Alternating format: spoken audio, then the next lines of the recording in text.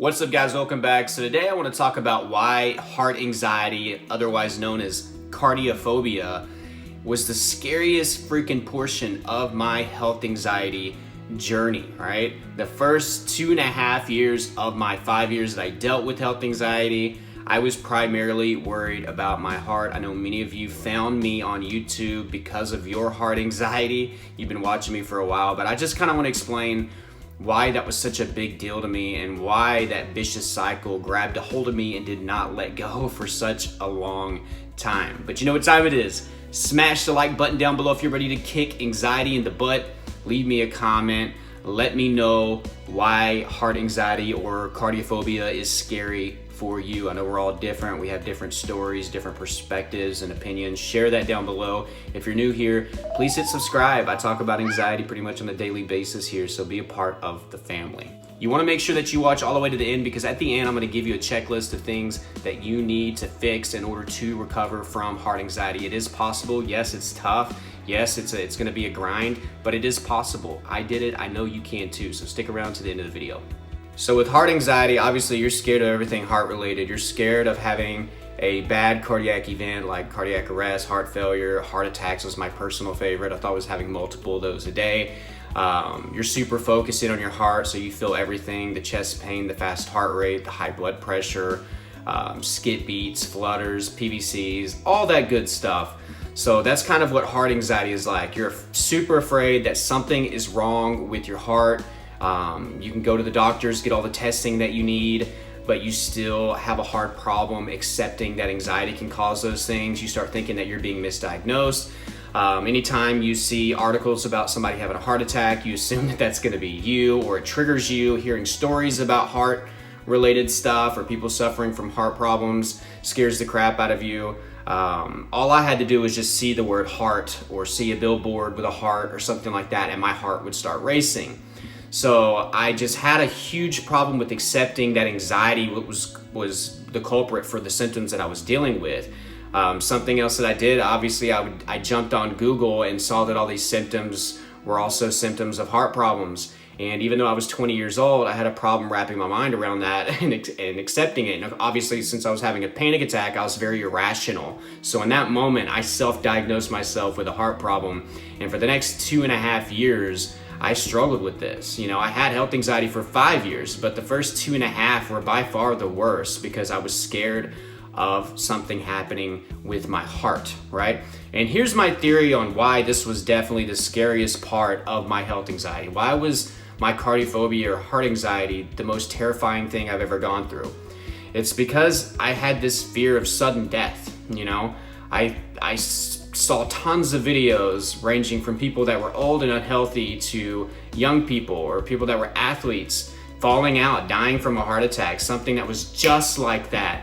And that scared the crap out of me because I was like, man, you know, I'm not going to be able to get any help if that happens. You know, what if I'm by myself? I don't get to say goodbye to my girlfriend or my mom or my dad.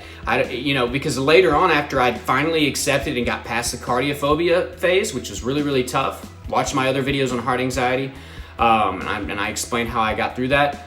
But you know, it morphed into something else. I started fearing like throat cancer and brain cancer and lymphoma and all those things. But the thing with the cancer or a neurological disease, I felt like at least I had time to fight back, or I had a chance to maybe overcome it. And also, more importantly, I had a chance to actually visit with my family or say goodbye to my loved ones. The heart thing scared the crap out of me because I didn't think I was gonna get that chance. Like, man, I'm gonna have a heart attack, I'm gonna die right now. And I know the fear sounds irrational, maybe it sounds crazy, but people with heart anxiety, we get this, we understand. And if you're watching this, you probably deal with that. So this caused many other problems. Since I was afraid of sudden death, driving became a nightmare for me. So I started having all my symptoms in the car. I would have panic attacks in the car, and I had this huge fear that like, I'm gonna be here, I'm gonna pass out from a heart problem, I'm gonna hit somebody else on the road, or I'm gonna go off the road and crash. And of course my thoughts would spiral, and I'd be like, you know, I'm 20 years old, they're not gonna think I had a heart problem, they're gonna think I'm trying to take somebody out, or that I lost my mind, or that I was trying to hurt myself, or that I was just a reckless driver. That like, they're not gonna do the autopsy, right, to see that I had a heart problems, so I was terrified of driving. I always had to pull over.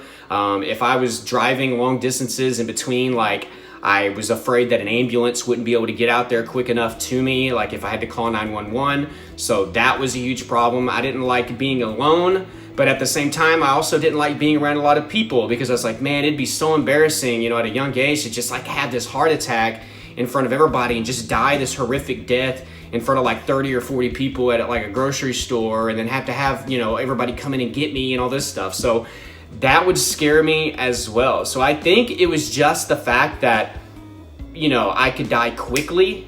It made it more horrifying. So I had all the symptoms, I had all that. So I think that was the main reason why it was the worst. Sure, there's tons of different aspects on why heart anxiety sucks, you know, just like other disease scares and other aspects of health anxiety. But the main one for me really was the fear of sudden death. All right, so here's a checklist to help you with your heart anxiety. The first thing you need to do is obviously go get tested by a professional. Stop self-diagnosing. You need to actually go and have a professional tell you that your heart is healthy. If you still have some issues with acceptance after that, take it to the next level. Go to a cardiologist, somebody that's an expert, and get the ball rolling. Now understand, just because you go and do those things and just because you're told that you're healthy by a doctor, it doesn't mean the symptoms shut off. So at some point, you're gonna have to move forward with acceptance and understand, like, look, I can still have these symptoms even though a doctor is telling me that I'm healthy. All right, so the next thing you got to do, guys, is stop checking your freaking vitals. That's blood pressure and heart rate. I mean, obviously there's other vitals like oxygen and, you know, blood sugar and all that stuff, but we're talking about cardiophobia here. So stop checking your pulse like this or looking at the watch. If you have a watch or something that you're using, I'm sorry, you got to get rid of that. You're going to do that. You know what I mean? Like when you're desperate, you're going to look. I'm sure there's been times that you've tried not to look. When you're desperate, you're going to look, okay? Stop doing this, okay? I did this all throughout the day, checking my pulse. Okay, same thing with blood pressure. If you have a blood pressure machine, get rid of it. You don't need that, right? That's not what a healthy person needs to do, okay? Now, if a doctor's told you to check your stuff, then listen to the doctor, okay? I'm not gonna argue with that. But if you've been told you're healthy, no reason to keep checking your vitals, because what you're doing, guys, is you're telling your subconscious that there is a problem. You're confirming the fear to your subconscious. Therefore, guess what?